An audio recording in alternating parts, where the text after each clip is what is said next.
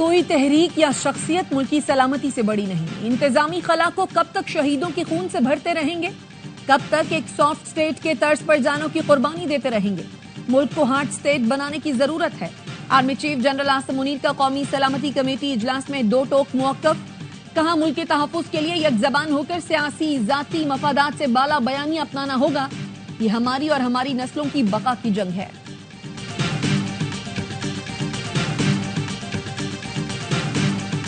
اور غزہ پر اسرائیل کی وحشیانہ بمباری میں 400 سے زائد فلسطینی شہید، پاکستان کی شدید مذمت۔ ترجمان دفتر خارجہ کا کہنا ہے اسرائیلی حملہ جنگ بندی معاہدے کی کھلی خلاف ورزی ہے۔ عالمی برادری غزہ میں خون ریزی بند کرائے۔ قومی سلامتی کی پارلیمانی کمیٹی کا اجلاس، حالیہ دہشت گردی کی شدید مذمت۔ وزیراعظم شہباز شریف نے اجلاس سے خطاب میں پی ٹی آئی کی عدم شرکت پر اظہار افسوس کیا۔ کہا یہ قومی ذمہ داریوں سے منہ موڑنے کے برابر ہے۔ 2018 میں قائم ہونے والی نااہل حکومت نے نیشنل الیکشن پلان پر عمل درآمد روکا، دہشت گردی کے خلاف جنگ سے حاصل ہونے والے ثمرات ضائع کیے۔ خمیازہ آج پوری قوم بھگت رہی ہے۔ دہشت گردی کے خلاف سب کو متحد ہو کر آگے بڑھنا ہے۔ ہمیں آپس کی بد اعتمادی ختم کرنا ہوگی۔ فوج نے خیبر پختونخوا میں امن کے لیے بہت کام کیا۔ وزیر اعلیٰ خیبر پختونخوا کا قومی سلامتی کمیٹی کے اجلاس سے خطاب، دہشت گردی کے خلاف افواج پاکستان کی قربانیوں کو خراج تحسین پیش کیا۔ کہا خیبر پختونخوا میں سیکیورٹی مسائل موجود ہیں، پولیس اور دیگر سیکیورٹی فورسز کا مورال بڑھا رہے ہیں۔ ضم شدہ اضلاع کو مکمل وسائل فراہم نہیں کیے گئے، ہم بارہا وفاق سے یہ معاملہ اٹھا رہے ہیں۔ پی ٹی آئی کو اجلاس میں نہ دیکھ کر مایوسی ہوئی، مشورہ کرتے تو انہیں شرکت کا کہتے۔ مولانا فضل الرحمان نے کہا سیاست اپنی جگہ، پہلے ملک عزیز ہے۔ مولانا فضل الرحمان قومی سلامتی کمیٹی کے اجلاس میں اظہار خیال کیا۔ مولانا نے ریاست کی پالیسیوں میں تسلسل ناگزیر قرار دیا۔ کہا ریاست کو کسی کی جنگ کا حصہ نہیں بننا چاہیے۔ افغانستان کے خلاف جنگ میں حصہ بننے کا نقصان پاکستان کو بھگتنا پڑا۔ چیئرمین پی پی بلاول بھٹو نے کہا افغانستان دہشت گردوں کی آماجگاہ بن گیا، معاملہ سفارتی سطح پر بھرپور انداز میں اٹھانا ہوگا۔ ہمارے ارد گرد رہنے والے نہ سمجھیں کہ یہ آگ ان تک نہیں پہنچے گی۔ دنیا کو بھی افغان حکومت کے کردار سے آگاہ کرنا ہوگا۔ دہشت گردوں کی مالی مدد کرنے والوں کا بھی پتہ لگانا ہوگا۔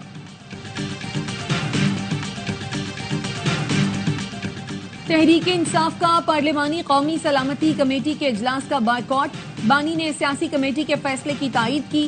Chairman P T I barrister Gohar نے بتایا بانی کا باہر ہونا اور اجلاس میں شرکت کرنا لازمی تھا۔ حکومت دہشت گردی کے خلاف اقدامات میں سنجیدہ ہے تو بانی کو بلانا چاہیے تھا۔ بانی نے جعفر ایکسپریس حملے کی مذمت بھی کی۔ سلمان اکرم راجہ نے کہا بانی پی ٹی آئی کو پرول پر رہا کر کے اس سارے عمل میں شامل کیا جائے۔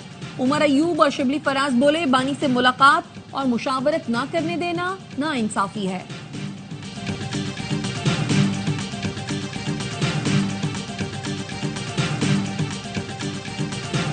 انہیں فکر ہے بانی کو مٹن پورا ملا یا نہیں، بشرا بی بی کے کمرے میں چوہے تو نہیں۔ تحریک بائیکاٹ ہمیشہ ملک کے خلاف نظر آئی۔ وزیر اطلاعات پنجاب عظمہ بخاری کی پی ٹی آئی پر کڑی تنقید۔ وزیر دفاع خواجہ آصف نے ٹویٹ کیا پی ٹی آئی نے ثابت کر دیا بانی اول اور آخر ترجیح ہے، وطن کی سلامتی اور امن ان کے لیے اہمیت نہیں رکھتے۔ بانی نہیں تو پاکستان نہیں، پی ٹی آئی کا نصب العین ہے۔ ملک دہشت گردی کی آگ میں جل رہا ہے، پی ٹی آئی اپنے مفادات کی سیاست کر رہی ہے، اس سے بڑھ کر وطن دشمنی کیا ہو سکتی ہے؟ شجیل میمن نے کہا جب تک اڈیالہ میں بیٹھا قیدی اجازت نہیں دے گا جماعت قوم کے ساتھ کھڑی نہیں ہوگی۔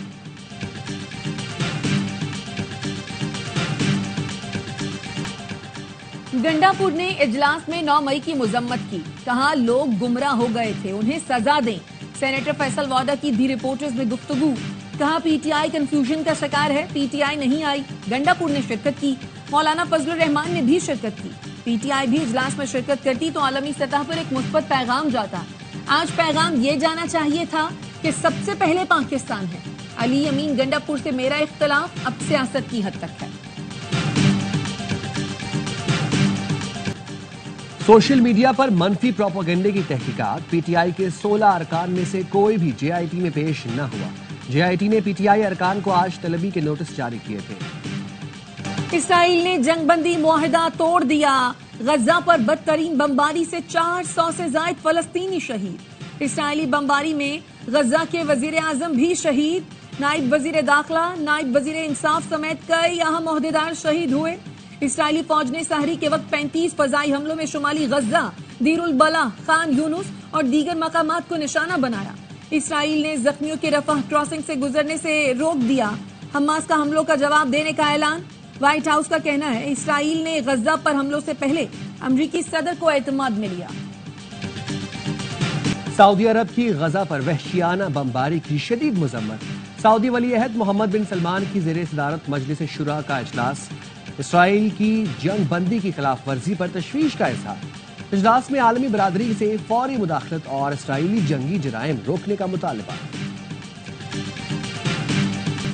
وزیراعظم شہباز شریف کل سے 22 مارچ تک سعودی عرب کا دورہ کریں گے۔ ترجمان دفتر خارجہ کا کہنا ہے وزیراعظم کی سعودی ولی عہد محمد بن سلمان سے اہم ملاقات متوقع ہے۔ دورے میں تجارتی شراکت داری، اقتصادی تعاون کے فروغ پر غور ہوگا۔ دو طرفہ تعلقات، اقتصادی تعاون اور سرمایہ کاری پر بات ہوگی۔ ملاقاتوں میں عالمی اور علاقائی امور اور غزہ کا معاملہ بھی زیر غور آئے گا۔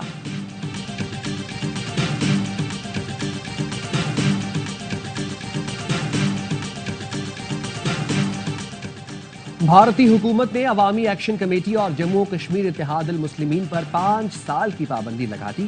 کل جماعتی حریت کانفرنس نے پابندی کو کشمیری عوام کی سیاسی آواز دبانے کی کوشش قرار دیا۔ مقبوضہ کشمیر کی ثقافتی اور مذہبی شناخت خطرے میں، کئی مسلم تاریخی مقامات پر بھارتی حکمت عملی کے تحت ختم ہونے کے قریب ہے۔ 2 دہائیوں میں متعدد اسلامی کتب خانے اور مدارس ضبط یا بند کر دیے گئے۔ پاکستان کا افغانستان سے ہونے والی دہشت گردی کو ترجیحی مسئلہ قرار دینے کا مطالبہ۔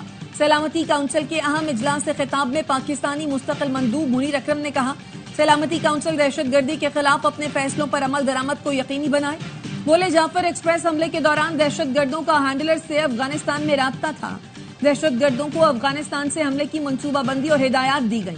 ہمارے پاس شواہد ہیں کہ یہ حملہ ہمارے دشمن نے افغان پراکسیز کے ذریعے کرایا۔ ٹرین حملے سمیت دہشت گردی پاک چین تعاون اور سی پیک میں رکاوٹ ڈالنے کے لیے ہے۔ جعفر ایکسپریس پر حملہ کرنے والے ہلاک دہشت گردوں کی تصویریں سامنے آ گئیں۔ 33 دہشت گردوں کو سیکیورٹی فورسز کے کلیئرنس آپریشن کے دوران جہنم واصل کیا گیا۔ سیکیورٹی ذرائع کے مطابق دہشت گرد غیر مسلم ملکی اسلحے سے لیس تھے۔ دہشت گرد مسافروں کو انسانی ڈھال کے طور پر استعمال کرنا چاہتے تھے۔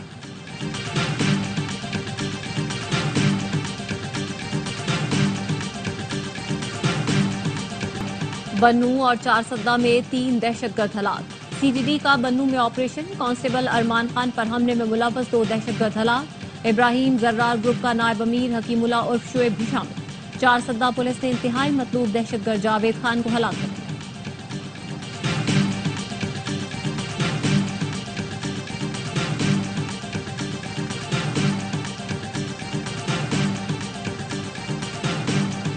بحرین کے نیشنل گارڈ کمانڈر شیخ محمد بن عیسیٰ بن سلمان الخلیفہ کا GHQ کا دورہ، army chief general Syed Asim Munir سے ملاقات، باہمی دلچسپی کے امور، علاقائی سلامتی، 2 طرفہ فوجی تعاون مضبوط بنانے پر تبادلہ خیال۔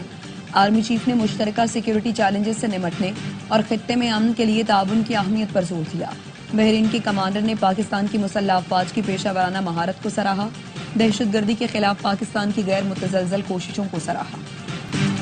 دریائے سندھ سے 6 نہریں نہیں نکالنے دیں گے۔ حکومتوں کے پاس بہت راستے ہوتے ہیں، سڑکوں پر احتجاج کا مرحلہ ابھی نہیں آیا۔ وزیر بلدیات سندھ سعید غنی کا کہنا ہے پانی کی شدید قلت کے باوجود کینال بنانے کی بات کرنا سمجھ سے باہر ہے۔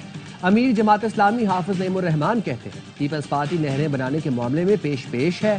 MQM اور پیپلز پارٹی لفظی جنگ سے عوام کو بیوقوف بنا رہے ہیں۔ دونوں وفاق میں اتحادی ہیں۔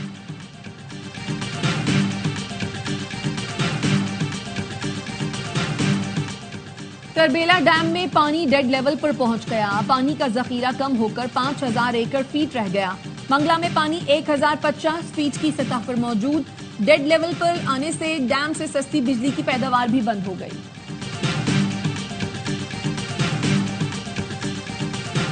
7 IPPs اور CPPA نے نیپرا میں ٹیرف نظر ثانی کی درخواستیں دائر کر دی۔ سماعت 24 مارچ کو ہوگی۔ ٹیک اینڈ پے سسٹم کے تحت ادائیگیوں کے طریقہ کار کا جائزہ لیا جائے گا۔ سماعت میں روپے اور ڈالر کی قدر کے فرق کے طریقہ کار پر نظر ثانی کا جائزہ لیا جائے گا۔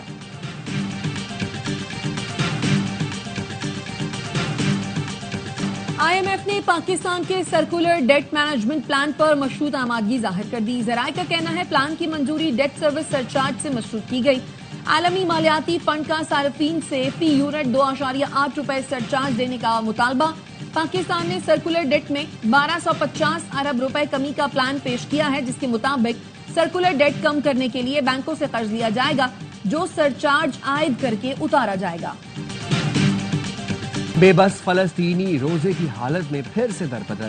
اسرائیلی فورسز نے پناہ گزین کیمپوں کو خون میں نہلانے کے بعد بے گھر فلسطینیوں کو انخلاء کے احکامات جاری کر دیے. رفح، خان یونس اور دیگر علاقوں سے لوگوں نے پھر سے نقل مکانی شروع کر دی.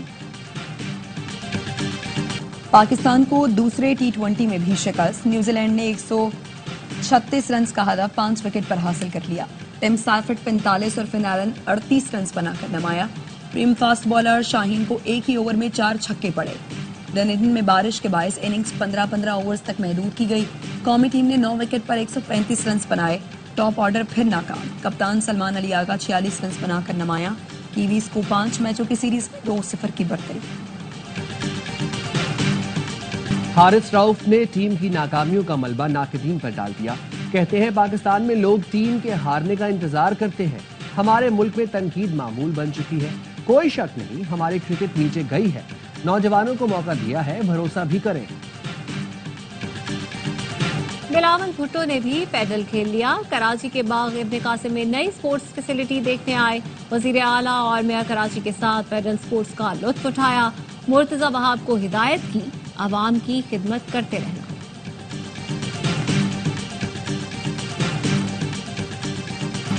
گورنر نے وفاق سے سندھ کو 100 ارب دلوانے کی حامی بھر لی. مرتضی وہاب کے کہنے پر 100 ارب ضرور دلواؤں گا. گورنر سندھ کا میئر کراچی کے خط پر جواب. کہا وفاق کو 100 ارب کے لیے خط لکھ رہا ہوں. مرتضی چھوٹے بھائی ہیں، آئیں مل کر کام کریں.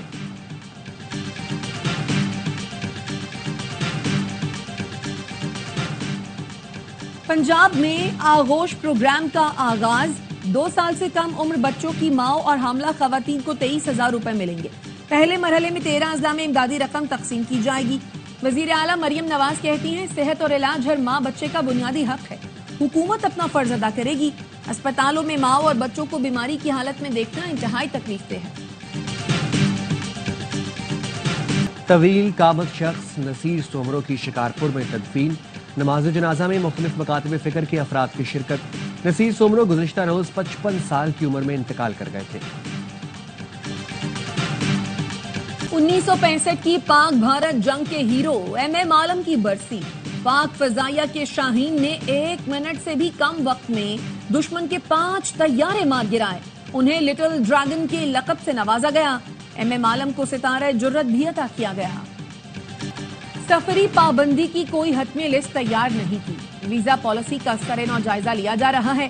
ترجمان امریکی محکمہ خارجہ ٹیمی بروس کی پریس کانفرنس. کہا حماس اور دیگر کی حمایت کرنے والوں کے ویزے منسوخ کیے جا رہے ہیں. امن کے قیام کی امریکی قوت واپس آ چکی ہے.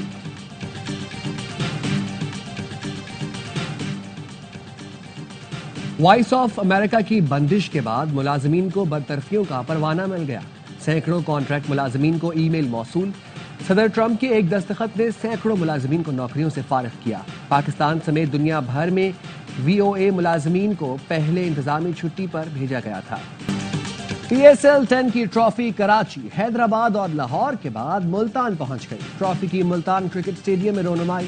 شائقین نے دلوں میں نعرہ کے ساتھ تصویریں بنوائی. اور پاکستان کا سب سے بڑا گیم شو جیتو پاکستان لایا بڑے بڑے انعامات. اس رمضان ایک خوش نصیب خاندان نے پہلی بار جیتا 85 لاکھ کا ARY لگونا DHA گجرانوالہ کا اپارٹمنٹ. شو میں 1 کروڑ 25 لاکھ تک کی مالیت کے انعامات تقسیم کیے گئے. تبھی تو ہے جیتو پاکستان پاکستان کا نمبر 1 شو صرف ARY ڈیجیٹل پر.